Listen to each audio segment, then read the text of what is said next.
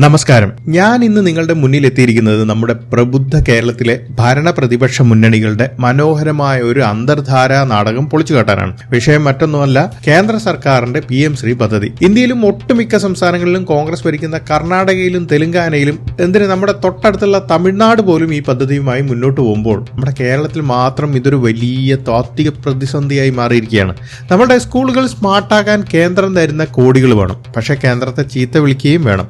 ഇതെന്തൊരു വിരോധാഭാസമാണ്. ഇന്ന് നമ്മൾ ഈ വിഷയത്തിൽ കുറച്ച് കാര്യങ്ങൾ സംസാരിക്കുകയാണ്. ഇന്ത്യ എന്ന് പറഞ്ഞാൽ ഒരു വലിയ രാജ്യമാണ്. അതിൽ വളരെ ചെറിയൊരു സംസ്ഥാനം മാത്രമാണ് കേരളം. ഇവിടെ ഇരുന്നുകൊണ്ട് ലോക വിപ്ലവത്തെക്കുറിച്ചും ഫെഡറലിസത്തിനെ കുറിച്ചും വലിയ വായിൽ സംസാരിക്കാൻ നമുക്ക് യാതൊരു മടിയുമില്ല. പക്ഷെ ഒരു യാഥാർത്ഥ്യമുണ്ട്. കേരളത്തിന്റെ സംസ്ഥാന ഖജനാവിൽ ഇപ്പോൾ പൂച്ച പെറ്റി കിടക്കുന്ന അവസ്ഥയാണ്. ജീവനക്കാർക്ക് ശമ്പളവും പെൻഷനും കൊടുക്കാൻ പോലും പണമില്ലാതെ സർക്കാർ നട്ടം തിരിയുകയാണ്. ഈ സമയത്താണ് PM ശ്രീയുടെ പദ്ധതിയുമായി കേന്ദ്രം വരുന്നത്. പദ്ധതി പ്രകാരം 60% തുക കേന്ദ്രം തരും, 40% സംസ്ഥാനം എടുത്താൽ മതി. നമ്മുടെ സ്കൂളുകളിലെ ഇൻഫ്രാസ്ട്രക്ചർ അടിമുടി മാറാൻ ഈ ഫണ്ട് അത്യാവശ്യമാണ്. മുൻപ് ഇടതുപക്ഷ സർക്കാർ ഭരിച്ചപ്പോൾ അന്നത്തെ വിദ്യാഭ്യാസ മന്ത്രിയായിരുന്ന ശിവൻകുട്ടി പോലും അറിയാതെ ഒരു ഉദ്യോഗസ്ഥയെ രഹസ്യമായി ഡൽഹിക്ക് വിട്ടിട്ട് ഈ പദ്ധതിയുടെ കരാറിൽ പിണറായി വിജയൻ ഒപ്പിടിപ്പിച്ചിരുന്നു. കേന്ദ്രത്തിൽ നിന്ന് കിട്ടാനുള്ള ആദ്യ ഗഡു പണം വാങ്ങി പോക്കറ്റിൽ ഇടുകയും ചെയ്തു. എന്നിട്ടിപ്പോ കോൺഗ്രസ് പറയുന്നു, അയ്യോ മുൻ സർക്കാർ ഒപ്പിട്ടത് കൊണ്ട് ഞങ്ങൾക്ക് ഇത് നടപ്പാക്കാൻ നിർബന്ധിതരായിരിക്കുകയാണ്. എങ്ങനെയുണ്ട് ഇവിടെ ഒരു ഡബിൾ സ്റ്റാൻഡേർഡ്? പ്രതിപക്ഷത്തിരിക്കുമ്പോൾ പലതും പറയും, ഭരണത്തിൽ കയറുമ്പോൾ അതൊക്കെ വെറും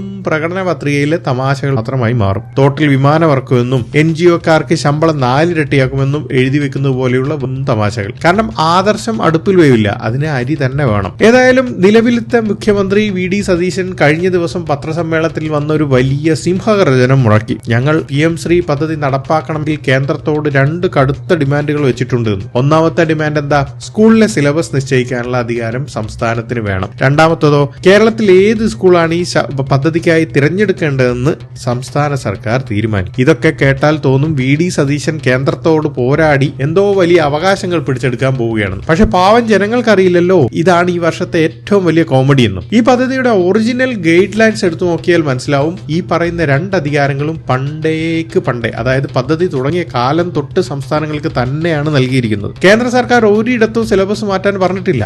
ഏത് പുസ്തകം പഠിക്കണം, കുട്ടികൾ എന്ത് പഠിക്കണം എന്ന് തീരുമാനിക്കാനുള്ള പൂർണ്ണ സ്വാതന്ത്ര്യം സംസ്ഥാനങ്ങൾക്ക് തന്നെയാണുള്ളത്. അതുപോലെ ഏത് സ്കൂൾ തിരഞ്ഞെടുക്കണം എന്നതിന് സംസ്ഥാന വിദഗ്ധ സമിതിയാണ് അന്തിമ പട്ടിക തയ്യാറാക്കേണ്ടത്. ഈ 2 കാര്യങ്ങളും പണ്ടേ കയ്യിൽ തന്നെയാണെന്നിരിക്കെ സതീശൻ പിന്നെ എന്തിനാണ് കേന്ദ്രത്തോട് ഈ ഡിമാൻഡ് ചെയ്യുന്നത്? ഇവിടെയുള്ള പാവം ജനങ്ങൾക്ക് ഇതൊന്നും അറിയില്ല എന്ന് കരുതി അവരെ വിഡ്ഢിയാക്കുന്ന ഒരു രാഷ്ട്രീയ തന്ത്രമാണിത്. അടുത്തതായിട്ടുള്ളത് ഇവരുടെ സ്ഥിരം അടവായ കാവ്യവൽക്കരണ ഭീതിയാണ്. PM ശ്രീ വന്നാൽ സ്കൂളൊക്കെ സംഘീവൽക്കരിക്കപ്പെടും, കുട്ടികളൊക്കെ വലതുപക്ഷ ചിന്താഗതിക്കാരാകും എന്നൊക്കെയാണ് ജമാഅത്തെ ഇസ്ലാമിയും അവരുടെ ഈ മൗദൂദി ചാനലുകളും ഒക്കെ പ്രചരിപ്പിച്ചുകൊണ്ടിരിക്കുന്നത്. ഇതിന് സമാനമായ ഒരു സംഭവം മുൻപും നമ്മൾ കണ്ടതാണ്. പൗരത്വ ഭേദഗതി നിയമം CAA വന്നപ്പോൾ ഇവിടെയുള്ള മുസ്ലിങ്ങളെയൊക്കെ പൗരത്വം നാളെ തന്നെ പോകുമെന്ന് പറഞ്ഞ് വൻ പ്രചാര വേലയായിരുന്നു ഇവിടുത്തെ മുന്നണികൾ അഴിച്ചുവിട്ടത്. പക്ഷെ ഇന്ന് നിയമം നടപ്പിലായിട്ടും ഇവിടെ ആരെങ്കിലും പൗരത്വം പോയോ? ഇല്ല.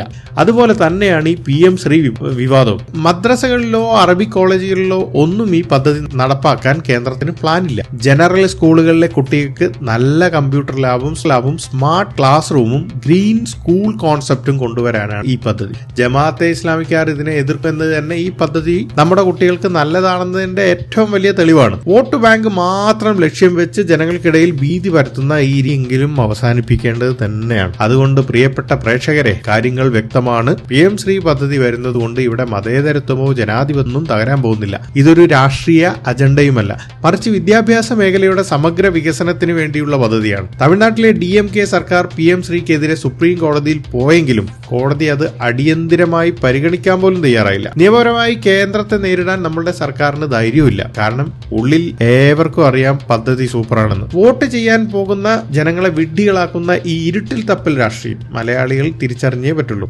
കേന്ദ്രത്തിൽ നിന്ന് കിട്ടാനുള്ള പണം കൃത്യമായി വാങ്ങി നമ്മുടെ വിദ്യാലയങ്ങളുടെ ശ്രേയസ്സിനും അഭിവൃദ്ധിക്കും വേണ്ടി സർക്കാർ ഇത് ഉപയോഗിക്കട്ടെ എന്ന് മാത്രം ആശംസിക്കുകയാണ്. രാഷ്ട്രീയ നാടകങ്ങൾ മാറ്റിവെച്ച് നമ്മളുടെ കുട്ടികളുടെ ഭാവിക്കായി ഈ നല്ല രീതിയിൽ നടപ്പാക്കട്ടെ. ഏതായാലും ഇന്നത്തെ ന്യൂസ് അവർ കഴിഞ്ഞു.